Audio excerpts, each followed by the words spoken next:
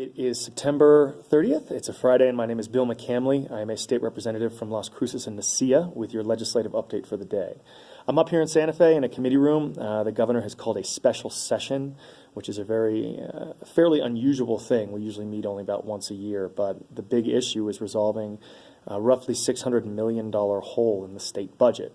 As many of you are already aware, we cut taxes on wealthy individuals and corporations over the last couple of years.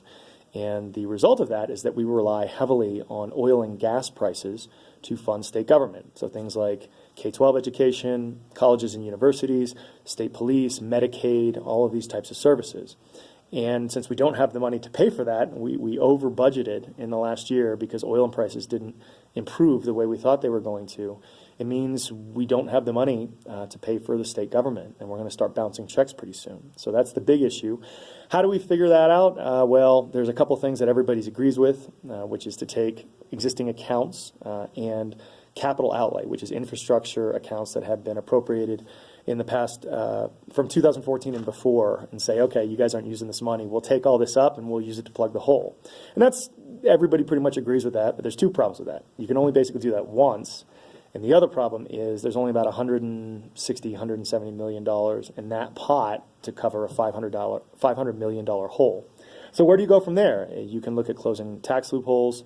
We have this corporate income tax reduction that doesn't take full effect for another 2 years. There's talk about freezing that. I do support that.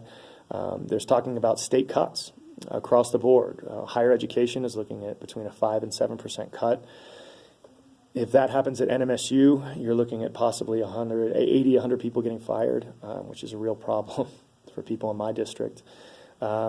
Services. So the Department of Veterans Affairs has grants for homeless veterans in terms of housing and mental health. Those can get cut. The Department of Health funds the efforts to try to get rid of the rape kit backlog. And so if you've been raped and you get a rape kit, there are many people who have not had their rape kit examined yet, and that's a real problem for victims of sexual assault. Speaking of sexual assault and domestic assault, La Casa, which is the domestic violence shelter in Las Cruces, is already getting a $56,000 cut, and that could be really increased. So if you're a woman who's being abused and no one's at La Casa working because we cut funding, where are you going to go? And that's not a situation we should ever make anybody face. And how we do this responsibly is important. And also the other problem is the big issue up here is crime. The governor's wheelhouse is talking about crime, and she's put a bunch of crime bills on the agenda, including the death penalty, which is a very emotional topic, especially since up here in Albuquerque there's been some horrendous crimes. The problem is twofold.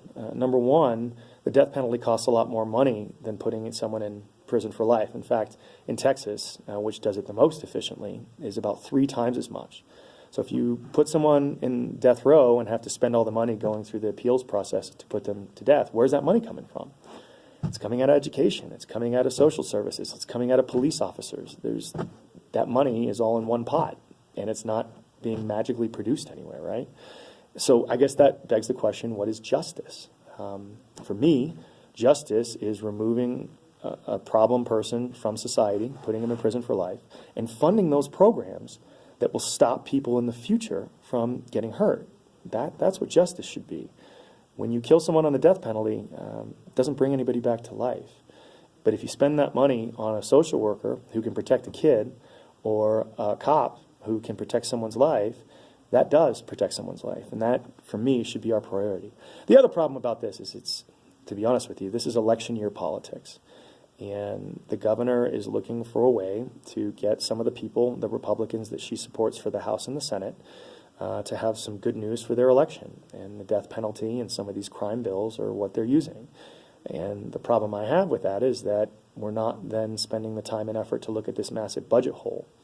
And if we can figure out how to do that responsibly on the budget side, we're hopefully going to be creating a safer community in the future, whereas these other things are not really going to be effective, and that's very frustrating. Yeah. So I'll probably be up here for the next couple of days figuring this stuff out, and hopefully try to give you all updates as much as I can. As always, if you have questions, comments, or concerns on these or any other issues, I would appreciate hearing from you, and I hope everyone has a great and safe weekend. Thanks.